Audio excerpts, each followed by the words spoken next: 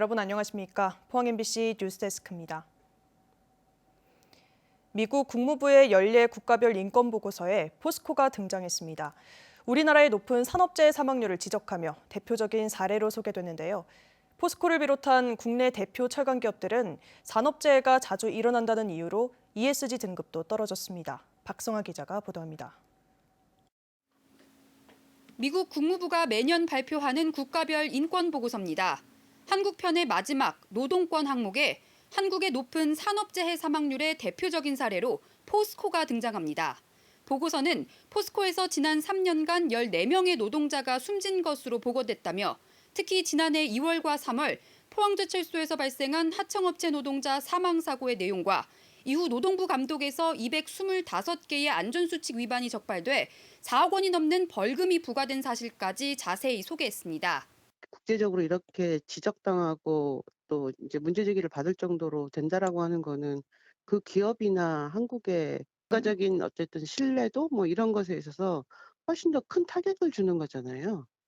포스코 홀딩스의 ESG 등급도 최근 A+에서 A로 한 단계 떨어졌습니다.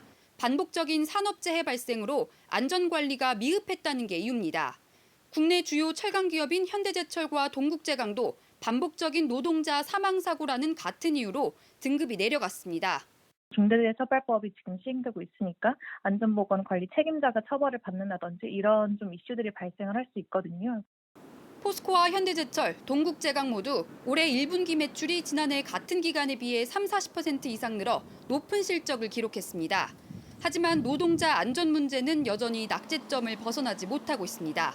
MBC 뉴스 박성아입니다. 현역 단체장 컷오프 논란을 빚었던 국민의힘 경북도당 공천관리위원회가 현역 기초단체장 교체지수 조사를 다시 실시하겠다고 밝혔습니다. 국민의힘 경북도당 공관위는 중앙당 공관위가 편향된 문항으로 현역 단체장 교체지수 조사가 실시됐다고 재심의를 요청해온 만큼 중앙당이 승인한 문항으로 수정해서 다시 조사하겠다고 밝혔습니다. 이에 따라 조만간 포항과 영덕, 영주, 군위, 의성 등 5개 지역에 대해 현역 단체장 교체지수 조사를 다시 실시해 컷오프 여부를 결정할 계획입니다. 한편 국민의힘 경북도당 공관위는 울진군수 경선 후보로 김창수, 손병복, 전찬걸, 황병렬 후보 등 4명을 확정했습니다.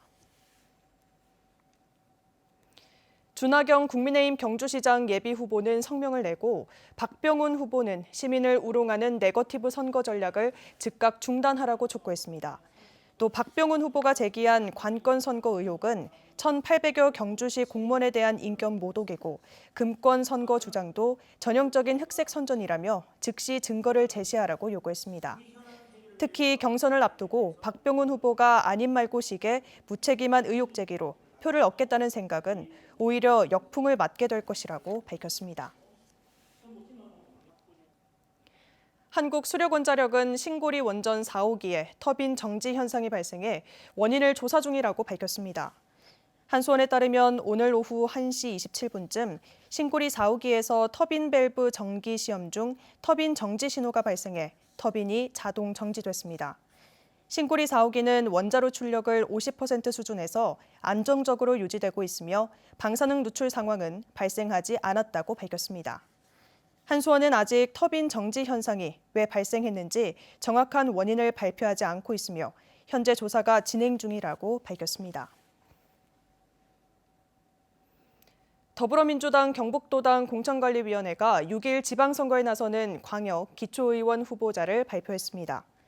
광역의원은 포항 8선거구 이재도, 포항 9선거구 김상헌, 구미 2선거구 정세현, 구미 7선거구 김득환 등 현 경북도 의원이 단수 추천됐습니다. 기초의원은 안동 나선거구의 정복순, 안동 아선거구 이경란 등 현 시군 의원이 단수 추천됐습니다. 경북에서 코로나19 확진자가 오늘 0시 기준 4,348명 발생했습니다.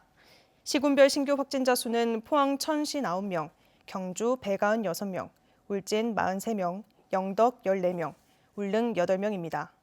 사망자는 8명이 늘었고 중증 환자 전담치료 병상 가동률은 41%입니다. 경북 동해안은 오늘 비가 내리며 종일 선선했습니다. 내일은 다시 맑고 일교차 큰 봄 날씨가 예상됩니다. 조주경 기상캐스터입니다. 현재 비구름대는 남동쪽으로 모두 빠져나갔습니다. 오늘 경북 동해안에는 20mm 안팎의 비가 내렸는데요. 낮까지 산발적으로 비가 온 포항에서는 낮 최고 기온이 17도 선에 머물면서 선선했습니다. 오늘 밤부터는 찬 공기가 남하하면서 내일 아침에는 다소 쌀쌀하겠습니다. 경주의 아침 기온 11도로 오늘보다 5도가량 떨어지겠습니다. 포항과 경주에 내려져 있던 강풍특보는 해제됐지만 내일 오전까지는 강한 바람에 주의가 필요합니다. 이어서 자세한 내일 기온 보겠습니다.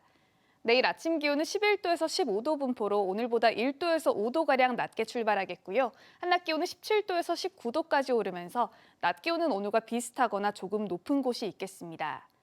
울릉도와 독도의 아침 기온은 울릉도 12도, 독도 13도로 시작하겠고요. 한낮 기온은 울릉도 16도, 독도 14도까지 오르겠습니다. 동해 남부 전해상에 내려져 있던 풍랑특보도 조금 전 모두 해제됐습니다. 바다의 물결은 중부 해상에서 최고 3.5m, 남부 해상에서 2.5m까지 일겠습니다. 때이른 더위는 물러가고 당분간 낮과 밤의 기온 차이가 큰 전형적인 봄 날씨가 이어지겠고요. 다가오는 금요일에는 또 한 차례 비 소식이 있습니다. 날씨였습니다. 포획이 금지된 수산자원 관리 수면 울진 바다 목장에서 청어를 잡은 어선들이 해경에 붙잡혔습니다.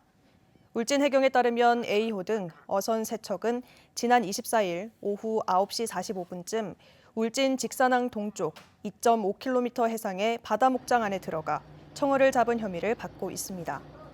해경은 수산자원 관리 수면에서 포획 행위를 할 경우 2년 이하의 징역 또는 2천만 원 이하의 벌금에 처해질 수 있도록 경고했습니다. 사회적 거리두기가 해제됨에 따라 경상북도가 관광지도를 새로 만들고 본격적인 관광객 맞이에 나섰습니다. 새로 만든 관광지도에는 최근 새롭게 관광지로 떠오른 포항 스카이워크와 울진 해안 스카이레일 등은 물론이고 울릉 크루즈와 KTX 중앙선 등 달라진 교통정보도 담고 있습니다. 관광지 나열보다는 고속도로 위주의 간단한 도로망과 관광자원의 특징을 반영한 픽토그램으로 제작했는데 주사위 놀이도 할 수 있도록 디자인했습니다. 새 관광지도는 경북 관광홍보관과 종합관광안내센터, 고속도로 휴게소 등에 비치할 계획입니다. 경주시가 2022년 정부 합동평가에서 경북 23개 시군 중에서 최우수 1위의 평가를 받았습니다. 경주시는 문화, 교육, 경제, 복지 등 다양한 분야에서 정량평가, 목표 달성률 93.5%를 달성해 1억 5천만 원의 사업비를 교부받습니다. 특히 신라환경특별법에 따른 핵심 유적 정비와 손곡동, 물천리 일대 구경마장 부지 정비, 제2 금장교 착공 등 주요 사업이 높은 평가를 받았다고 밝혔습니다. 경상북도가 희망충전 장학금을 받을 대학 신입생을 모집합니다. 경북 지역 고등학교를 졸업한 뒤 1년 이상 경북에 살고 있는 올해 경북 지역 대학 신입생은 누구나 신청할 수 있습니다.